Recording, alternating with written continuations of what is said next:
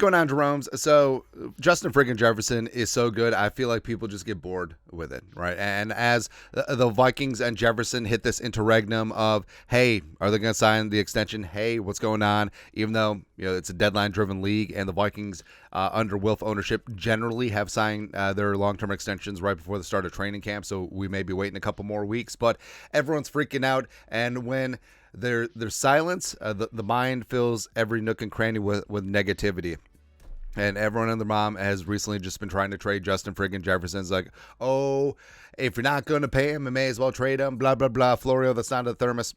Now, long story longer, LSU stud receiver Malik Nabers went to the New York Football Giants, number 6 overall, and he already hates Daniel Jones. I don't think this is going to work out, but either way, the Giants got themselves their first true wide receiver one since, I don't know, OBJ?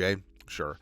And of course, we love the Skol SU connection, and things have worked out pretty swimmingly for former LSU wide receivers with the Vikings before, but also it's like, okay, we're pretty good at receiver with Jefferson and Addison and company, right? But of course, that doesn't stop people from speculating about ridiculous things. Now, shooter Charly Walters over at Pioneer Press, like, he's got his bona fides, and I respect the journalistic profession, but I don't know. So Shooter basically did up like a notebook article, and he had a piece in there under "Don't print that."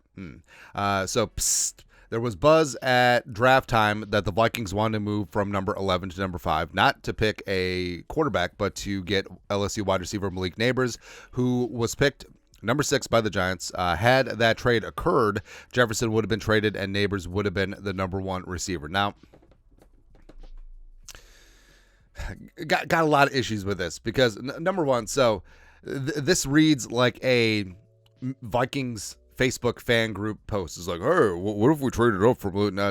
Now, the etymology of this is likely Florio during the draft. So after the Giants had taken Nabers at 6 and the Chargers had taken Joe Alt at 5, Florio chimed in before the Vikings took McCarthy at number 10, by the way.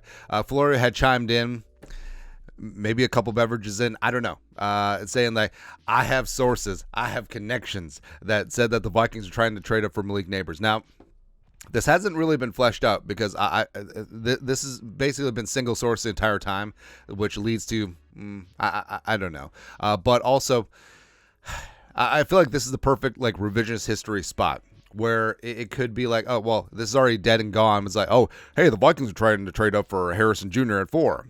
Well, it didn't work out. It's one of those things that you could never prove. And sure, could the Vikings had some interest in Malik Nabers? Yes. But at the end of the day, did they pull the trigger on it? No. And I feel like Kwesi and the scouting department, they need to talk through all different scenarios, and I'm sure Nabers was one of them. Now, do I think that the Vikings would have had the huevos to trade up for Malik Nabers and then flip Justin Jefferson? No. I don't think that would have made sense because, A, if you're going to trade JJ, you got to get up in the stratosphere and get your quarterback of the future. Essentially, if you're swapping out for a younger LSU wide receiver model, and now, say the Vikings had gotten up to 5 to trade Justin Jefferson, to trade up to take Malik Nabers, and then looking to trade Justin Jefferson, the highest pick you're going to get in this draft is 6. So I don't buy it at all. All right, so. Is it something that, sure, it's fun to speculate? Yes. Is it fun to talk about? Is this like good barroom conversation? Like I said, is this like a Vikings Facebook fan page post? Yes, it absolutely is. But I just feel like tossing that in there on the second newspaper of note here in the great Twin Cities, it's just kind of ridiculous. And also, it's all just file it under complete speculation. Because, again, if this was legit, I feel like it would have been fleshed out more. But this is all coming from Florio's one-off during the draft. So, I'm not buying it at all. And frankly, I just hope and pray that Jefferson's extension gets done so we can just end all of this stupid lunacy, right? The Vikings have motivation to pay Justin Jefferson. Price has not been an issue, and they have the cap space, and they're going to get things done, right? Everything that Kwesi and Kevin O'Connell and ownership has said means that they're all in on Justin Jefferson.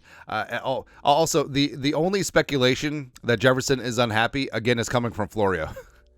Or last week he was talking to Sims, son of Boomer Esiason, saying like, "Oh, Jefferson thinks that the Vikings are playing with him, and this is a F around and find out moment." No. Again, just get this done. And I know we'll probably have to wait till the start of training camp.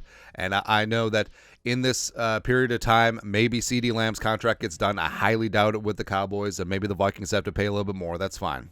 It's whatever. Get this done, lock him up long term, and then we'll go from there. All right. But your thoughts are thoughts.